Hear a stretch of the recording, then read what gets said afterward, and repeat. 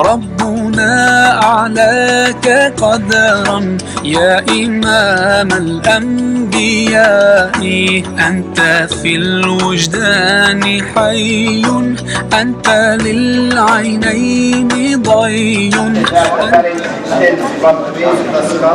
Down to the root of the neck, the level of C6, and we said that behind the nose, oropharynx behind the oral cavity, and the laryngopharynx behind the larynx.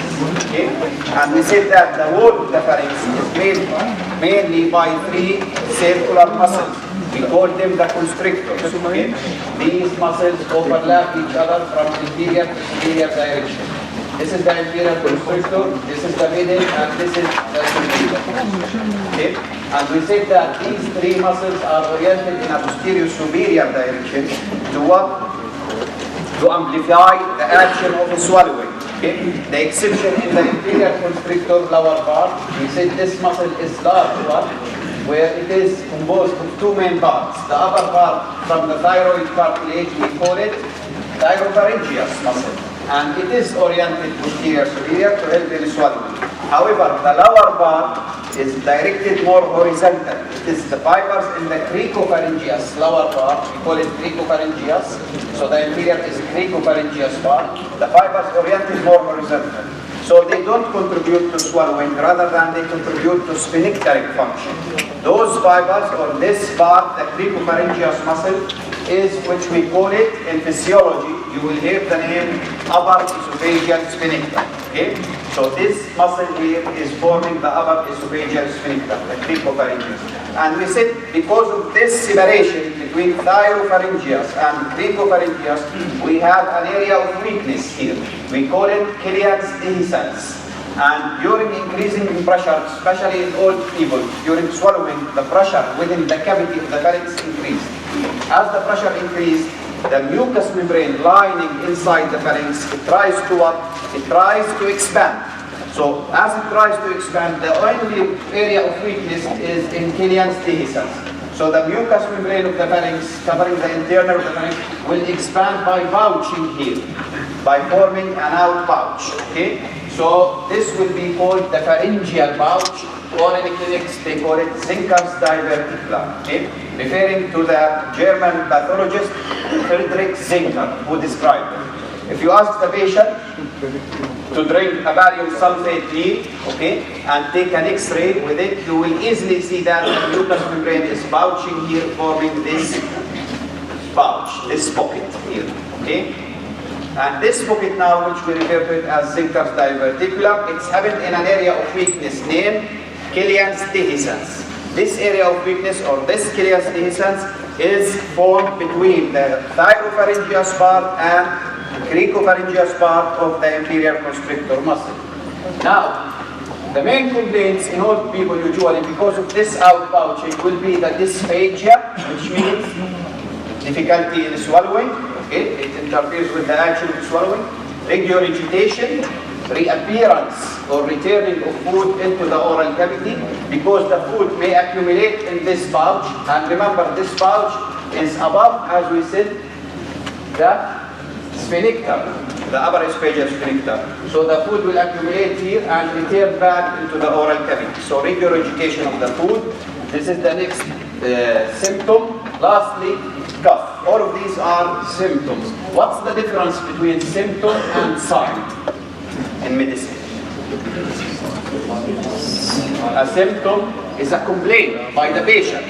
So the sign is a feature discovered by clinical examination of the profession, of the physician. Okay? So the physician discovered it or find it. So like, for example, this X-ray is a sign. This outpouch is a sign discovered by the radiograph, barium sulfate beam. Okay. Now, we said that the pharynx mainly formed by three horizontal muscles. In addition, there are another three vertical small muscles.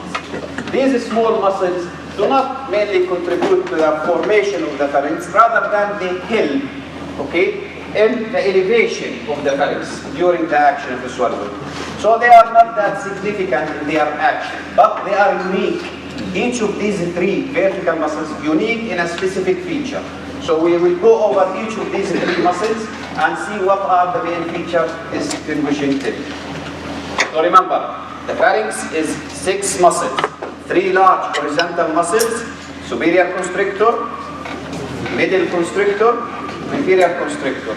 Then you have 4, 5, and 6. This is wrong number. Okay? You have stylopharyngeus, palatopharyngeus, and salpingopharyngeus, the 3 vertical muscles.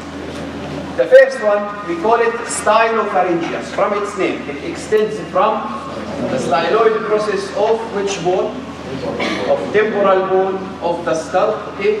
Down where, as you see it here, this is it.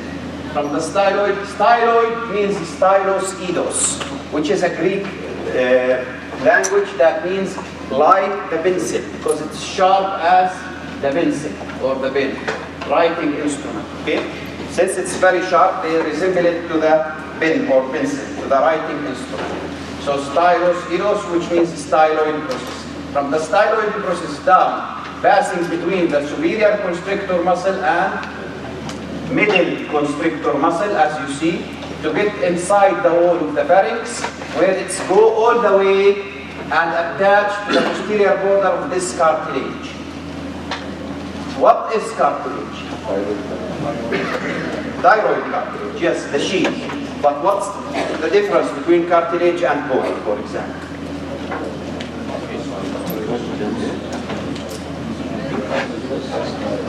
Cartilage. Okay, good. Yes, calcification. Cartilage is a preceding step before bone. Once the cartilage calcified or ossified, it becomes bone. You heard of the term endochondral ossification. So the cartilage is uncalcified bone. Okay, still, so it's not bone. It's weaker or softer than the bone, but it's not soft tissue like muscle. Okay, so this is the cartilage. So it's unossified or uncalcified tissue. This is the cartilage, the thyroid cartilage, the sheath. So all of this is normal about the stylopharyngeus. It is from the styloid process to the posterior border of, it's not appearing here, of thyroid cartilage. It passes, as we said, between what and what? Superior and middle constrictor, but the unique thing is in its innervation, the nerve supply to this muscle. All 6 muscles of the pharynx, this is a common question in USMLE. All muscles of the pharynx are innervated by vagus nerve or pharyngeal plexus. Okay, except, the only exception is this muscle. So the whole muscles of the pharynx, if I tell you superior constrictor, brachopharyngeus of inferior constrictor, okay, middle constrictor, thyropharyngeus, they all innervated by vagus nerve, pharyngeal plexus, via pharyngeal plexus, okay. The cranial nerve number 10 via pharyngeal plexus. The exception is stylopharyngeus. It's innervated by glossopharyngeal nerve, cranial nerve number 9, okay. So this is the exception. It's innervated by cranial nerve number 9, glossopharyngeal nerve.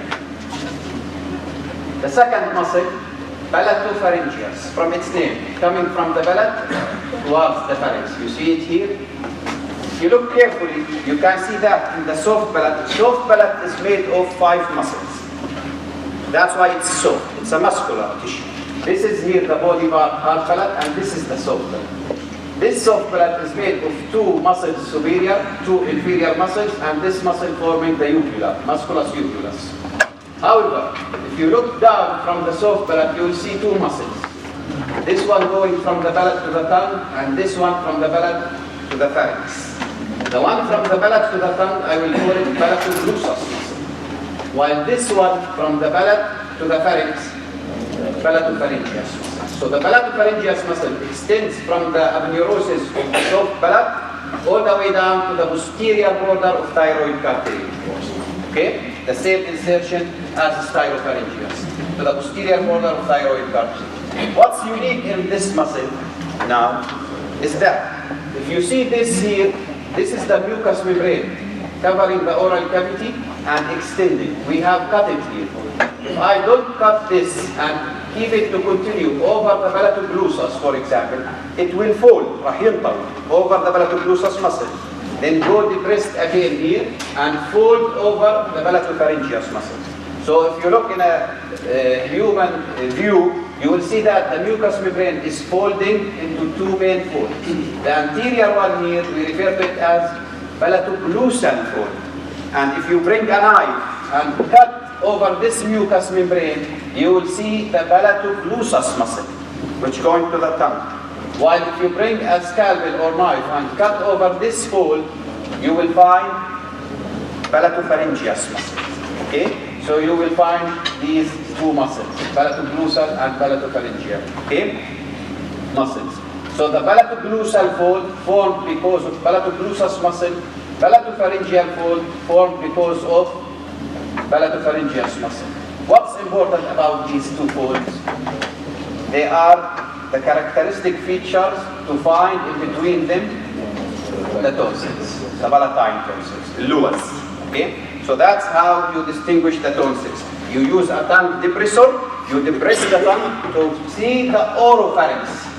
Okay? Once you are in the oropharynx, you look for these two folds. In between them, you can find the palatine tonsils. Okay? So between them, you have something we call it here tonsillar bed. So this is the bed where the palatine tonsils are resting.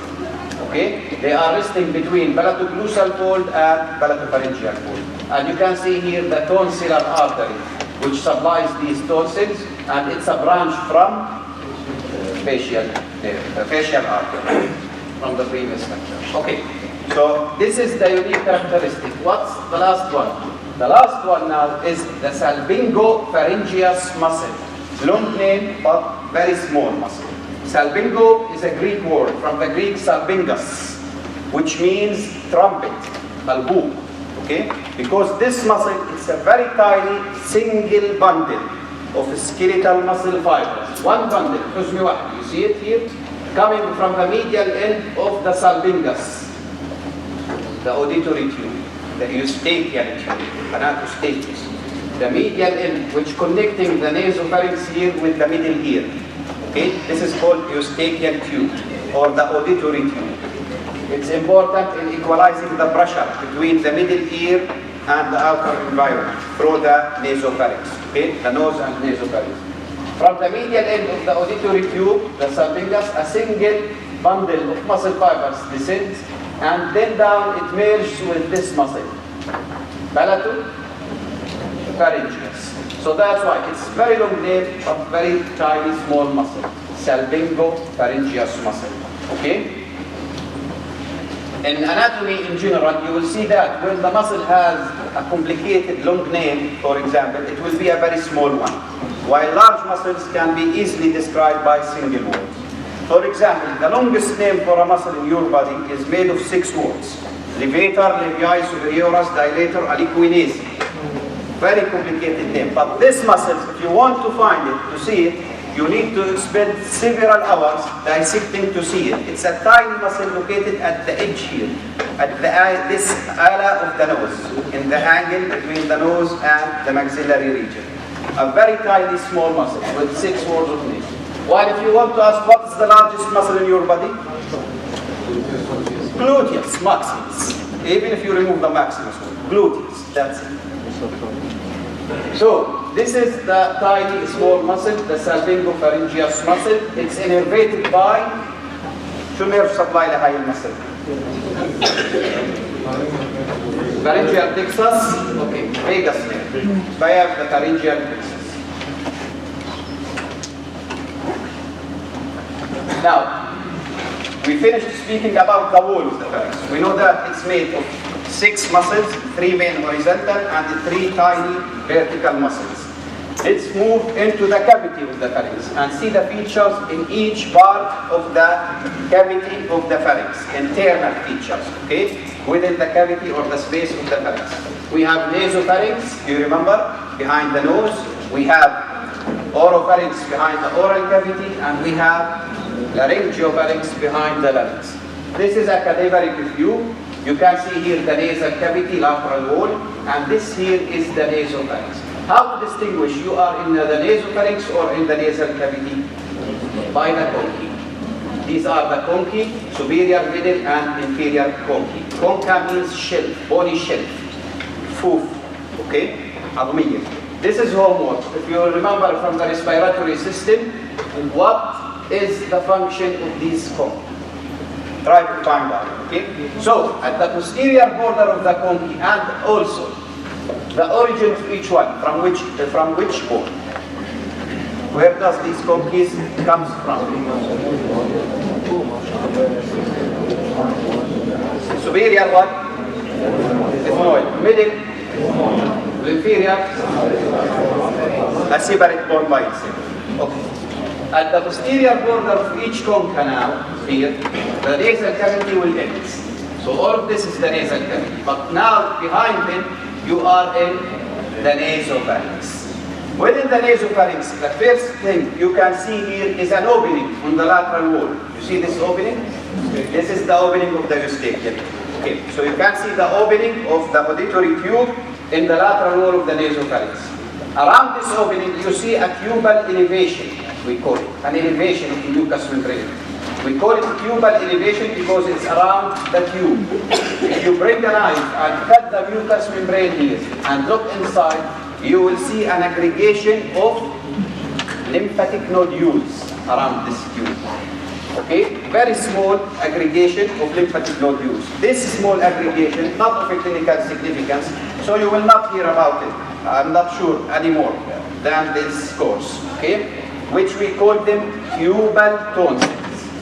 So these are the tubal tonsils, right and left. They are located around the opening of the auditory tube in the nasopharynx, and they form this tubal elevation. In addition to the tubal tonsil, if you follow the elevation, you will see a fold of a mucous membrane in it. This is called salpingopharyngeal fold. Because if you cut this mucous membrane and look inside, you will see the salpingopharyngeus muscle. Okay, which comes from the auditory tube here and all the way down to merge with the palatopharyngeus. So, within the nasopharynx, I can see the opening of the auditory tube. I see tubal elevation covering tubal tonsils. I see salpingopharyngeal fold covering salpingopharyngeus muscle. In addition, I can see here an aggregation of lymphatic nodules in the roof of the nasopharynx. This aggregation, you see it in yellowish here? This aggregation of lymphatic nodules forms the largest tonsil of Waldeyer's ring. The largest tonsil, أكبر واحدة. We call it pharyngeal tonsil or the adenoid. Okay? So pharyngeal tonsil in the submucosa of the roof of the nasopharynx. Okay? Of the roof of the nasopharynx. So these are the four main structures you will find in the nasopharynx. Remember, in the nasopharynx, in the roof, you have pharyngeal tonsil. In the lateral walls, you have tubal tonsils. Let's move down to the oropharynx. Within the oropharynx now, here, this is the area of the oropharynx. I distinguish it by this fold, palatoglussal fold, junction of hard and soft palate and sulcus terminalis. So this is here separating oropharynx from oral cavity. So it's located posterior to the oral cavity and opens to it through which we call it oropharyngeal isthmus. What is the oropharyngeal isthmus? It is the opening or the border between oral cavity and oropharynx. The borders for oropharyngeal isthmus. Superior border or the roof is the junction between hard and soft palate. Lateral wall of oropharyngeal isthmus is the palatoglussal fold, covering the palatoglussal muscle. So if you are anterior to the palatoglussal fold, you are in the oral cavity. If you are behind, you are in the oropharynx. So superiorly, in junction between hard and soft palate. Laterally, palatoglussal folds. Inferiorly, sulcus terminalis on the dorsum of the tongue. The sulcus terminalis on the dorsum of the tongue. Anterior to sulcus terminalis, you are in the oral cavity. Behind, you are in the oropharynx. Okay? So the sulcus terminalis is the separation inferior. So this is the oropharyngeal isthmus. The oropharynx is wedged, okay, or occupied between superiorly the soft palate and inferiorly the dorsal posterior third of the tongue, which is the lingual tonsil, the pharyngeal part of the tongue, all the same meaning. So the floor is formed by the tongue and this depression here, you see it? So this is the pharyngeal part of the tongue, lingual tonsil, and there is a depression between the tongue and the epiglottis. This I call it vallicula. Vallicula is Latin for depression, pit, حفرة. It's a pit, a depression between the tongue and the epiglottis. Okay? So the oropharynx is located beneath the soft palate and above the lingual tonsil and vallicula. Okay? It's located at the vertebral level of Shuhai. It has a dense, like a tooth. The axis. This has only arch. This is atlas. So the oropharynx extends from the level of C2 axis and C3. Okay, so it's at the vertebral level of C2, C3. Okay, cervical vertebrae. What's there in the oropharynx? The main feature, you will find it in the lateral wall here, between the palatoglossal and palatopharyngeal. It is palatine tonsils. So if I ask you what's there in the oropharynx, you can tell me on the lateral walls we have palatine tonsils, in the floor we have the lingual tonsils. So now we complete the Baldayer's ring. In nasopharynx we have pharyngeal tonsil and two tubal tonsils. Then in the oropharynx, two palatine tonsils and lingual tonsil. That's the Baldayer's tonsillar ring. Okay? And it is all, the whole tonsils as you see located where? In the pharynx. Not in the nose nor in the oral cavity. Okay? Relations to palatine tonsils, this is beneficial to help you in locating them. Okay? So anterior, what's there when we study the anatomical relations for palatine tonsils? This is the anterior relation. Palatoglossal fold. Posterior relation.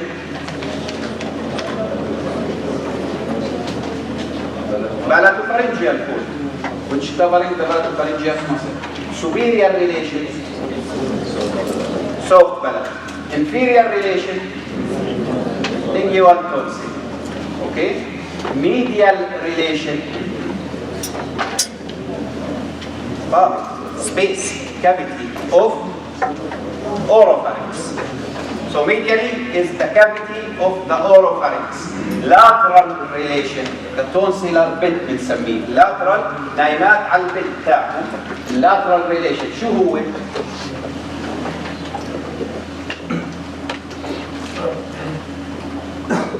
This is palatoglossal, palatopharyngeus, and this is the tonsillar bed. It's made by this flat circular muscle, شايفينها؟ تيجي من ورا بتلف anterior وبتروح على oropharynx. It's a muscle forming the wall of the pharynx.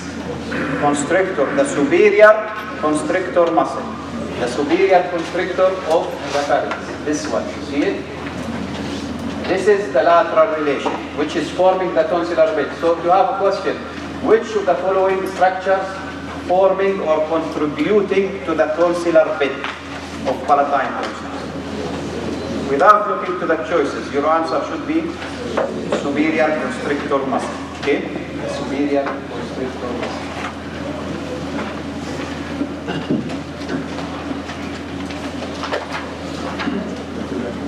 Two important clinical relations to the palatine tonsils. Tonsillitis, they have to us, tonsillectomy, removal of them, which is a recent surgical procedure performed by ENTs to remove the palatine tonsils. Now, in scientific way, when we say tonsillitis, we mean inflammation of any of these tonsils, pharyngeal, tubal, palatine, or lingual.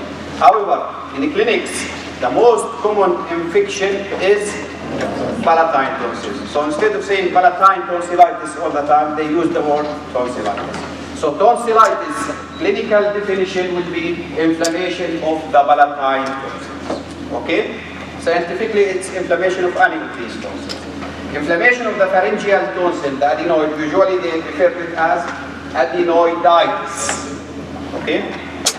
So tonsillitis is inflammation of palatine tonsils. There are two kinds of tonsillitis. في نوعين من التهاب اللوز. في acute and chronic. Okay, good. So what's the difference? The acute is very severe and lasts only for a short period of time from its word. Acute. Okay, so it's severe but for a short period, 4 to 6 days in average. That's it. The chronic is less severe but it lasts for longer period of time. Several weeks to months. ممكن يقعد شهور. This is a chronic tonsillitis. The difference now, not just in this manifestation, it's also in the cause. لأنه السبب هو اللي بيحدد acute or chronic. The cause of acute tonsillitis, viral infection. The cause of chronic one, bacterial infection. Okay. Now, in ideal situation, if you have viral tonsillitis, ما بتعطي antibiotics إذا acute، صح؟ شو بتعطي؟ NSAIDs, non-steroidal anti-inflammatory drugs. If you have bacterial, NSAIDs. You give the non-steroidals and you give antibiotics. Antibiotic of choice, broad spectrum طبعا، لأنك مش عارف شو البكتيريا. أموكسيسيلين، إذا allergic to penicillin، erythromycin. وإذا بالأردن عنده resistance للأموكسيسيلين doesn't work، azithromycin. Okay, which is strong. However, we don't go in these pharmacological details. أنا اللي بدي أسألكم إياه. In ideal situation, you have to distinguish whether it's viral or bacterial. So what you do?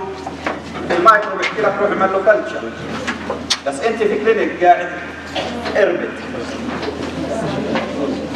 So you have to depend on clinical signs.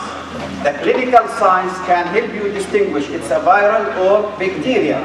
Very simply, if you look to the tonsils and they are enlarged and very reddish in color, this is a viral infection. Okay? This is viral. Very reddish enlarged tonsils indicates a viral infection and it can be relieved within 4 to 6 days. However, if they are enlarged and the patient complains they have been for long period of times, okay, not just 1 or 2 days, he tell you they have been for more than a week. And you look and you see these white to yellowish accumulations on the tonsils. This is pus type. That indicates bacterial infection. Okay? So if they are enlarged with pus accumulation, okay, and the complaint was for a long period of time, it indicates bacterial infection. Okay? If they are enlarged, reddish, and the occurrence was within 1 to 2 days, viral infection. No pus, yes? I'm telling you, they are very reddish in color with no pus on them. Laryngopharynx. Laryngopharynx. What's there in the laryngopharynx? Now, laryngopharynx extends from the upper edge of the epiglottis until the cricoid cartilage at the vertebral levels of the oropharynx C2, C3, C4, C5, C6. بعد C6 الفارنكس شو بصير؟ esophagus. Larynx anteriorly. At C6 it becomes trachea. Behind pharynx at C6 it becomes esophagus. Okay? So we have this area as this space behind that. This is the larynx and all of this region is the laryngopharynx. What's there? There is a depression on each side of the wall of the larynx here, within the laryngopharynx. This depression more or less like pear, مثل الإجاز. So we call it piriform fossa. This is a very important depression on each side here. If you look carefully, this is the epiglottis, this is the cricoid cartilage, cricoidos, which means like ring. Okay? So from here to here, this is the larynx. And all this space around is the laryngopharynx. This space on each side now, this depression and this depression here, is the piriform fossa. Okay? The piriform fossa is very important because as you have this recess, this pocket, if you eat a very sharp object like fish bone, for example, instead of the sharp object getting inside into the esophagus and tearing the mucosa of the esophagus, it can stuck here in the piriform. Okay, so it helps in preventing swallowing of sharp objects. Okay, now something else. Within the mucous membrane of the piriform fossa, you can see a very prominent nerve. شايفينه هذا النيرف؟ This is called internal laryngeal nerve. Okay? It's written here. Internal laryngeal nerve, passed in the fossa just beneath the mucous membrane. Here, in these shadow areas, you see them? Here, this is the piriform fossa. Just beneath the mucous membrane there is the internal laryngeal nerve. Now, if a sharp object stuck in the piriform fossa, it will stimulate this nerve, which comes from the vagus. This will stimulate the vagus to activate the contraction of constrictor muscles of the pharynx. ذكروهم superior, middle, inferior. They produce the action of swallowing. But at this time, the vagus will stimulate the contraction in a reversed manner. So instead of having superior, middle, inferior, the inferior will contract first, then the middle, then the superior. So instead of having swallowing, you will have gag reflex, not vomiting. Vomiting is throwing the food from the stomach outside. Okay? Regurgitation, the appearance of the food in the oral cavity, but you don't vomit it. Okay? And gag reflex, the reversed contraction of the constrictor muscles of the pharynx. Okay? By this reversed contraction, the inferior constrictor will push the fish bone up, then the middle, then the superior into the oral cavity back again. So this is which we call it gag reflex. Okay? The reversed contraction of the constrictor muscles of the pharynx. Okay? That's the laryngopharynx. Lastly, just quick, we have to speak about it, but we will go over it in more details as I expect in the neuroscience systems. The sensation for the pharynx depends where it is located. The area nasopharynx behind the nose, sensation there the same as the sensation of the nose. شو السنسوري nerve اللي بيعمل sensation في النose? Maxillary. Just remember, write it. Okay, maxillary. الأوروفارينكس glossopharyngeal nerve العصب التاسع ninth cranial nerve.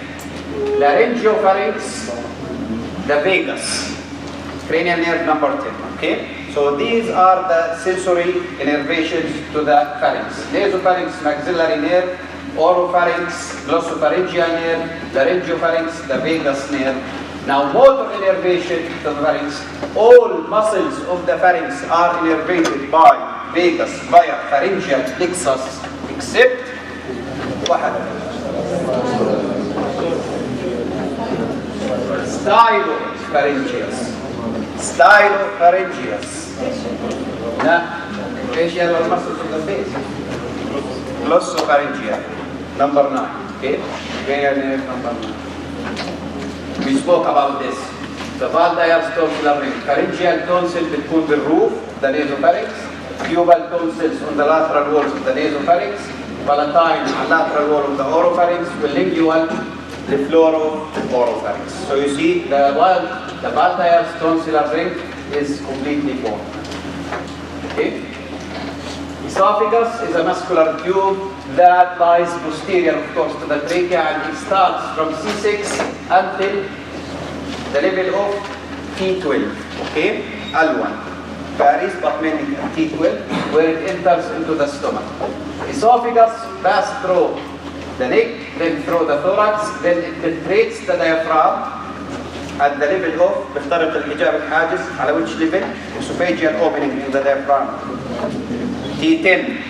At the level of T10, where it becomes the abdominal esophagus, then it will enter into the stomach. Okay? It functions in transporting of the food. The most important thing about esophagus is its histological structure. And put this just as an introduction, but inshallah, Professor Ziyad will cover with you the whole histological features in this system about the digestive system. But when we speak about the histology of the alimentary canal or gastrointestinal tract, I want you just a quick knowledge before you get into the histology lectures to know that the wall of gastrointestinal tract is made mainly of 4 layers under the microscope. أول layer دائما, which is the lining layer, الداخلية, is the mucosa. Okay? Mucosa indicates 2 things. It indicates epithelial cells, and these cells, as they have to be stuck with a basal membrane or a lamina propria, we call it. Okay? Lamina propria, proper lamina in English. The main plate.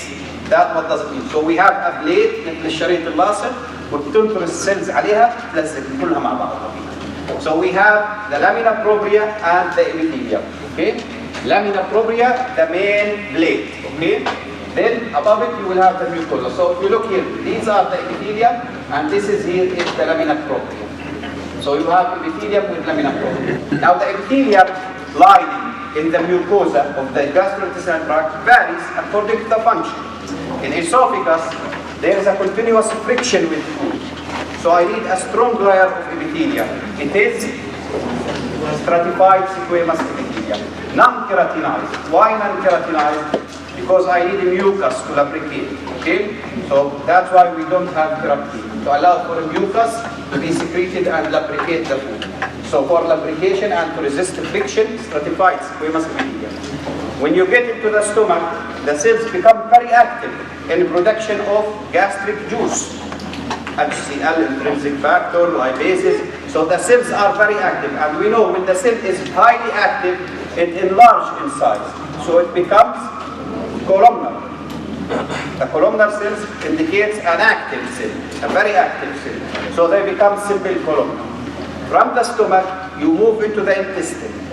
In the intestine, the cells are still highly active, but not in secretion this time. They are active in taking rather than giving, in reabsorption, okay, or in absorption of the food, okay. So they are function in absorption of nutrients. So they need too much energy to take the food and expel it down into the submucosa. So they are containing many intracellular organelles, vesicles, by Golgi, mitochondria for energy, transporting pumps. That's why they also simple columnar, large cells. So the simple columnar in the stomach for secretion, simple columnar in the intestine for absorption. Okay? And that's they continue until you get into the anal canal, where they start to change again into stratified squamous. So here, when we speak about the mucosa, we mean mainly the epithelium. And the epithelium in the esophagus is stratified squamous. After the mucosa, you will have a layer below the mucosa. We call it submucosa. This is very important layer. It's made of dense, irregular connective tissue. Why? So it has many collagen fibers in different directions, supporting framework for what? For vasculature of the wall. Because the blood vessels, arteries and veins that then supply all this wall are mainly running where? In this submucosa. And you know that nutrients and oxygenation to epithelial cells comes by filtration. So there are no vasculature in the epithelium. So we need blood vessels beneath them here to send the interstitial fluid rich in oxygen and nutrients to filtrate to supply these cells. Okay? That's why submucosa is important, because it's the framework for vasculature of the wall. It's providing a supporting framework by its collagen fibers to the blood vessels there. So we have submucosa, فالفور layers في الGI من وين ما تمشي؟ في mucosa، في submucosa، بعدين في muscular layer, muscularis layer, which is the smooth muscle layer. You know that any hollow tube in your body, أي أنبوب فاضي في جسمك, must contain smooth muscle in its wall to control its diameter change. تريكيا مثلا فيها smooth muscle اسمها تريكياليس. لما بتنقبض التريكياليس بصير برونكوسباز، بطل تعرف تتنفس. فبتاخذ الانهليتر الانتي هيستامين هذا بيعمل ريلاكسيشن بالتريكياليس، بترجع بتفتح برونكو دايلاتيشن. اوكي؟ البلاد فيسلز الارتريز والفينز فيها تونيكا ميديا سموث ماسل. لما بتنقبض هاي السموث ماسلز بصير فازو كونستريكشن، بيرتفع ضغط الدم عندك هايبرتنشن. when they relax vasodilatation بنخفض ضغط الدم hypertension. Okay? The same here in the GI we have smooth muscles. Once they contract and relax, they produce something we call it peristaltic movements to move the food. Okay? So we have the peristalsis by the contraction of these smooth muscles. So we have a muscularis layer indicating the presence of smooth muscle. Now the unique characteristic of the esophagus. ليش؟ لأنه مش smooth muscle. ليش مش smooth muscle? Because in human body you can't have an abrupt change. تذكروا الpharynx is a skeletal muscle. Superior, middle, inferior constrictor. You cannot just abruptly change this directly into smooth muscle. You need a gradual exchange.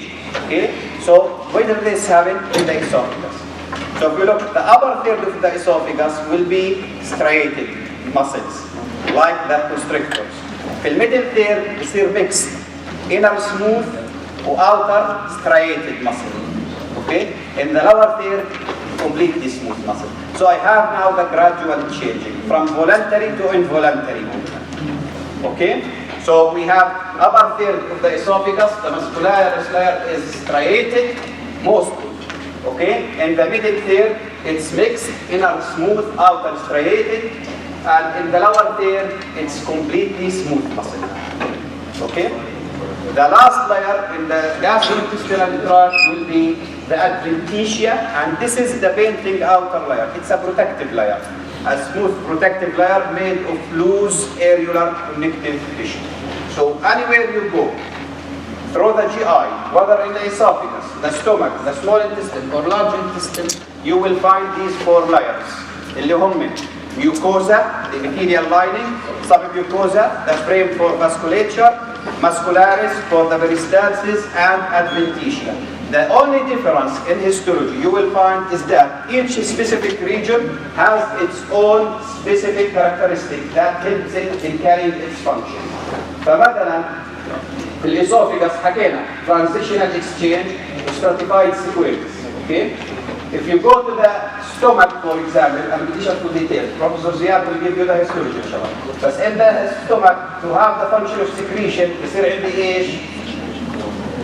بصيروا كولومنا. في الستومك كمان تنسوش إنه الستومك الماسكولاريس تاعها بيكون 3 layers. ليش؟ لأنه الستومك is a sac that expands after a meal and collapses during hunger. Okay? لما تكون جوعان صح؟ ما في food.